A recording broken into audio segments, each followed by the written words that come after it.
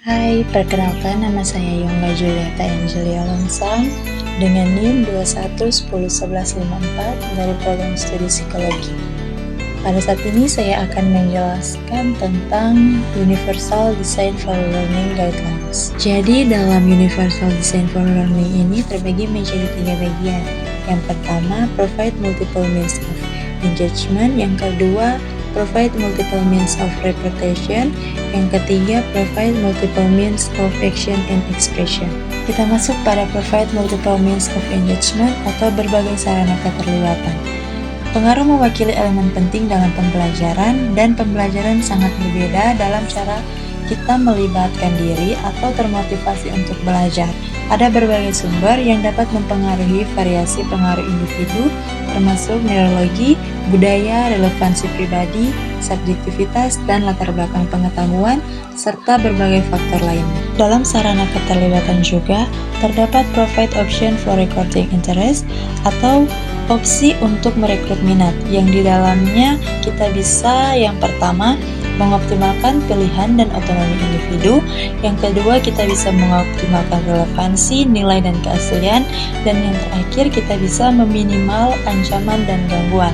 Karena dalam lingkungan pembelajaran seringkali tidak tepat untuk memberikan pilihan terhadap tujuan pembelajaran itu sendiri, namun seringkali tepat untuk menawarkan pilihan mengenai bagaimana tujuan tersebut dapat dicapai, dalam konteks untuk mencapai tujuan tersebut, dalam alat atau dukungan yang tersedia, dan sebagainya.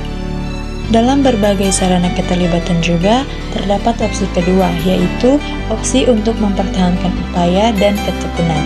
Dalam mempertahankan upaya dan ketekunan ini, kita dapat meningkatkan arti penting tujuan dan sasaran, memvariasikan tuntutan dan sumber daya untuk mengoptimalkan tantangan, menumbuhkan kolaborasi dan komunitas, serta kita bisa meningkatkan umpan balik yang berorientasi pada penguasaan. Karena banyak jenis pembelajaran, khususnya pembelajaran keterampilan dan strategi, memerlukan perhatian dan usaha yang berkelanjutan.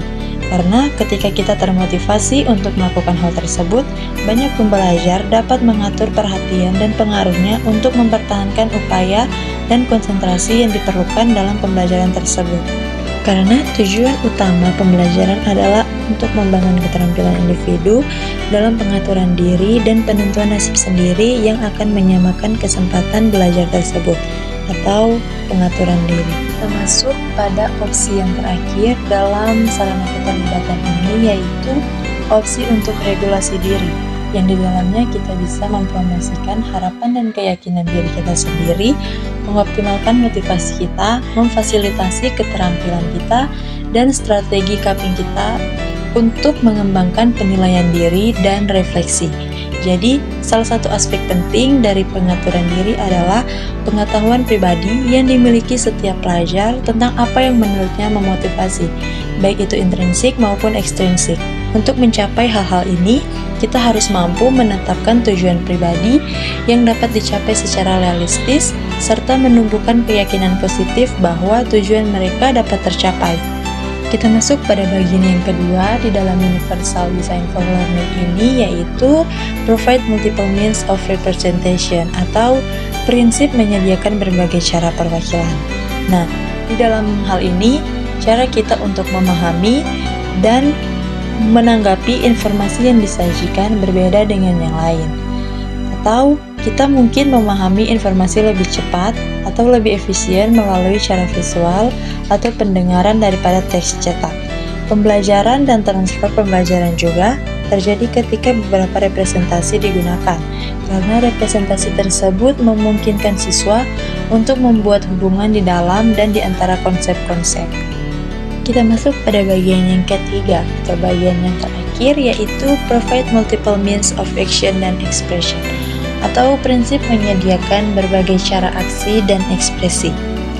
Dalam hal ini, menavigasi lingkungan belajar dan mengekspresikan apa yang mereka ketahui. Misalnya, individu dengan gangguan gerak yang signifikan, mereka yang kesulitan dengan kemampuan strategis dan organisasi, atau gangguan fungsi eksekutif, mereka yang memiliki hambatan bahasa dan sebagainya, melakukan pendekatan terhadap tugas pembelajaran dengan cara yang sangat berbeda.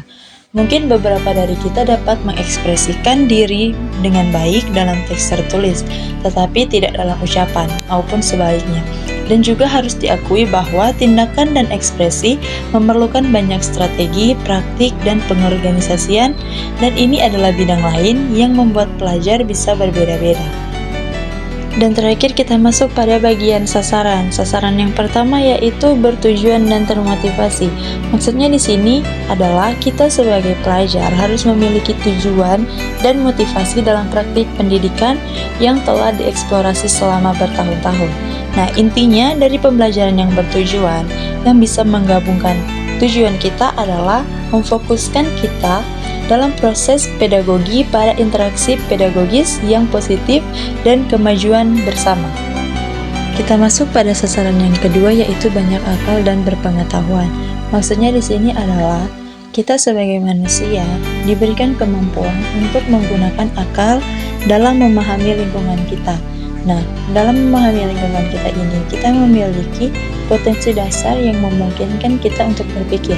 Dengan berpikir, kita menjadi mampu melakukan perubahan dalam diri kita sendiri, dan memang sebagian besar perubahan dalam diri kita merupakan akibat dari aktivitas berpikir. Oleh karena itu, sangat wajar apabila kita berpikir merupakan konsep kunci dalam setiap diskurs mengenai kedudukan manusia di muka bumi. Dan sasaran yang terakhir yaitu strategis dan terarah pada tujuan. Maksudnya di sini yaitu agar tujuan kita menjadi lebih baik dan terarah, teratur, kita harus membuat strategi untuk mencapai tujuan tersebut.